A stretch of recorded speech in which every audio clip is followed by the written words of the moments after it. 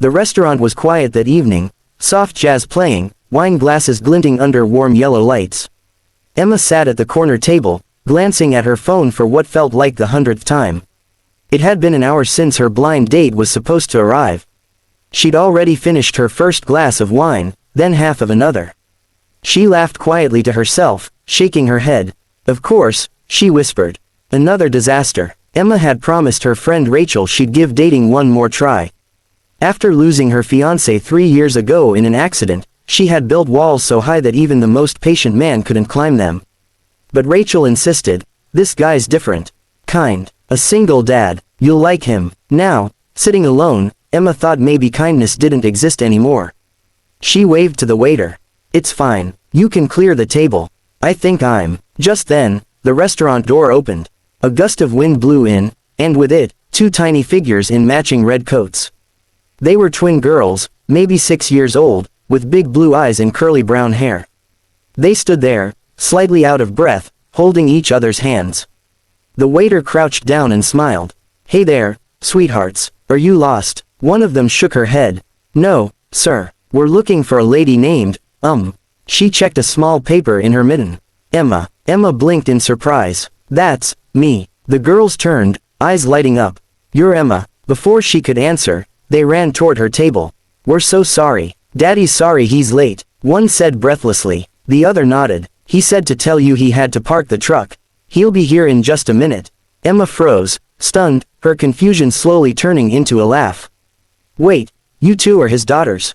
They nodded proudly. I'm Lily and that's Lucy.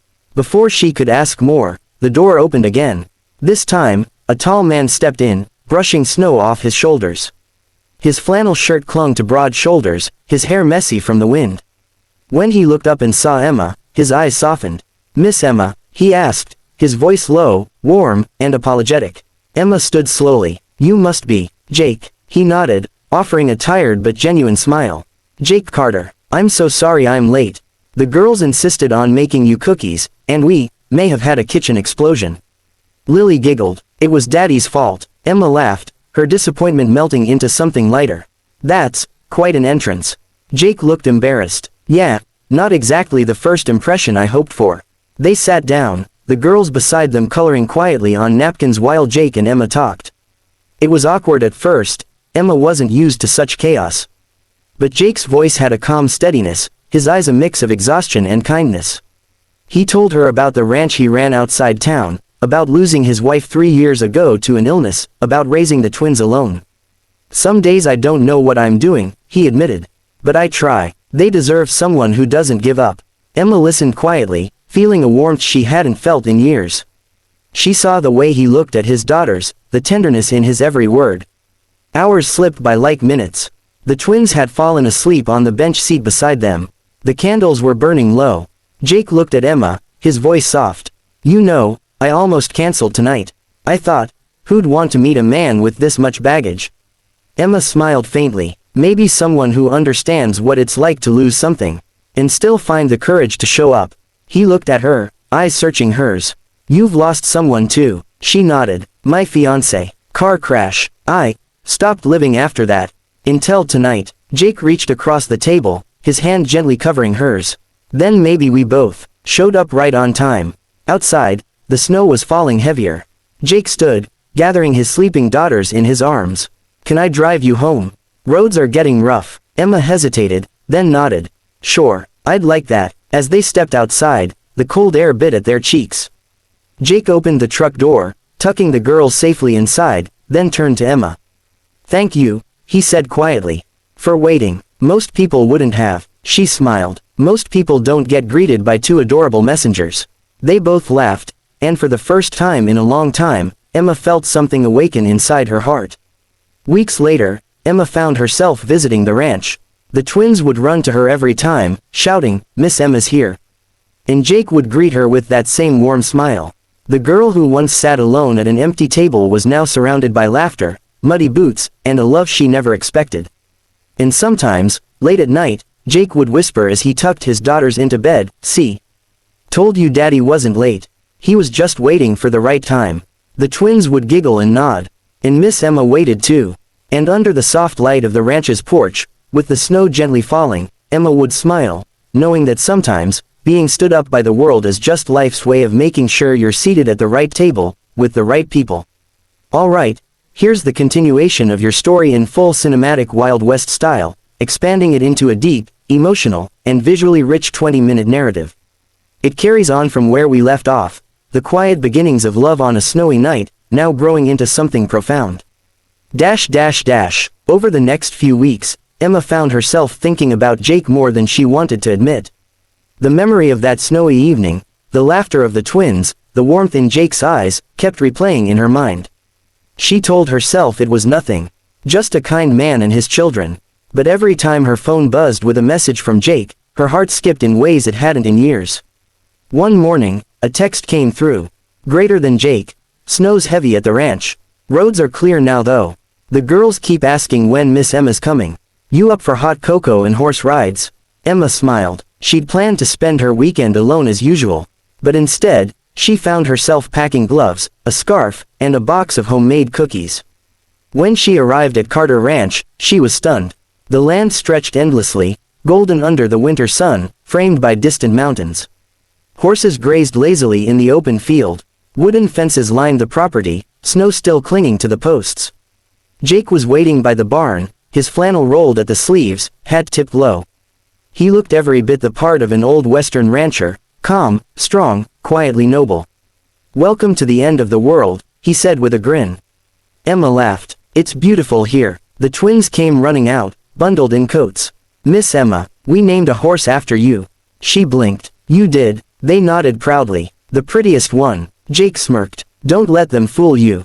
The horse's name used to be Lightning. But apparently, Emma, sounds more elegant.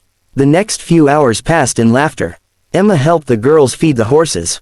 Jake taught her how to ride, his hand steady on her shoulder as he guided her reins. At one point, the horse shifted unexpectedly, and she gasped, clutching the saddle. Jake caught her instantly, his arm firm around her waist. For a moment, their faces were just inches apart. Their eyes met, and the world went still. Then, a tiny voice broke the silence. Daddy, are you gonna kiss Miss Emma? They both froze, and Jake quickly stepped back, flustered. Not exactly, sugar. Emma laughed until she nearly cried. That night, Jake invited her to stay for dinner. The fire crackled, filling the cabin with warmth. The twins were giggling in the corner, trying to toast marshmallows that kept catching fire. Jake sat across from Emma, his face lit by the amber glow. It's been a long time since this house had laughter, he said softly. Emma looked around, at the wooden walls covered with old family photos, at the soft blanket draped over a rocking chair that once belonged to his wife. You've built something special here, she said. Jake hesitated, his eyes flickering with something deeper. It's not easy, raising two little tornadoes alone. Some days I think I'm doing okay. Other days, I just hope I'm not failing them. Emma reached across the table, her voice gentle. Jake, those girls adore you. You're their whole world. That's not failing. He smiled faintly. You talk like you've known loss. She nodded, her gaze distant. I have. It doesn't go away. But being here, I don't feel so empty anymore. The wind howled outside, rattling the windows. Jake rose, stirred the fire, and then turned to her. Emma, he said quietly, you don't have to keep carrying that hurt alone. Sometimes, it's okay to let someone ride beside you for a while. Her eyes met his, glimmering. And what if I don't know how? He stepped closer, his voice barely above a whisper. Then I'll teach you. Their hands brushed, slow, uncertain, but real. That night, after the twins were asleep, they stood by the window, watching the snow fall again. The land stretched wide and silver under the moon. Emma turned to him. Do you ever get tired of the quiet? Jake smiled. Not anymore. Weeks passed, and Emma began visiting more often. She helped with the horses, cooked with the girls, and brought life back to the old ranch house. The twins started calling her Miss M, and the sound of it made Jake's chest ache in the best way. But the Wild West had its share of storms, and not all came from the sky. One day, a black carriage arrived at the ranch. A man in a dark coat stepped out, tall, thin, with sharp eyes. He introduced himself as Silas Grant, a banker from town. He wasn't there for a friendly visit. Mr. Carter, he said coldly, you're 3 months late on the payment for this land. We've been lenient, but patience runs out. Jake's jaw tightened. You'll have your money. I just need time. Silas smirked. Time's a luxury for rich folks, rancher. And you're not one of them. Emma, standing nearby, felt a chill crawl through her. After Silas left, she asked quietly, is it true? Jake nodded. Cattle died off last winter. Lost half the herd. I've been fighting to keep this place running. For the girls. Emma took a deep breath. Let me help. Jake shook his head instantly. No, I can't take that from you. Jake, she said firmly, this isn't charity. It's family. For the first time, Jake didn't argue. A month later, the ranch hosted a charity auction in town. Jake brought a few of his horses, the last of his best stock, to sell. He didn't expect what happened next. As he stepped onto the platform, the crowd parted, and there she was, Emma, dressed in a simple blue gown, standing beside Silas Grant. Before Jake could speak, Silas raised his voice. Ladies and gentlemen, the Carter Ranch will be sold to Miss Emma Hayes for the sum of. Jake froze. Emma, what did you do? Emma looked at him calmly. I bought your debt. The ranch is safe, Jake. He stared, torn between anger and awe. You bought it, she nodded. I told you I wanted to help. Now you never have to lose this place again. The crowd erupted in whispers. Jake didn't move, he just walked toward her slowly, his eyes glistening. You saved me, he said softly. She smiled. You saved me first. That night, under the stars, they stood on the porch together. The twins slept soundly inside, the horses quiet in the barn. Jake turned to her, his voice low. You didn't just buy the ranch, Emma. You brought life back to it. To all of us. Emma looked up at him, her breath visible in the cold. Then don't ever let it go. He didn't. He kissed her, slow, sure, the way a man does when he knows he's home. The next morning, the ranch woke to sunlight breaking through the clouds. The twins ran outside, their laughter echoing across the valley. Jake saddled 2 horses while Emma poured coffee, her hair tangled from the wind, her eyes alive with something new, peace. And from that day on, the Carter Ranch wasn't just land. It was love rebuilt from loss, a family reborn in the heart of the Wild West. Because sometimes, the right people don't just walk into your life, sometimes, they ride in through the storm, carrying the warmth you thought you'd lost forever.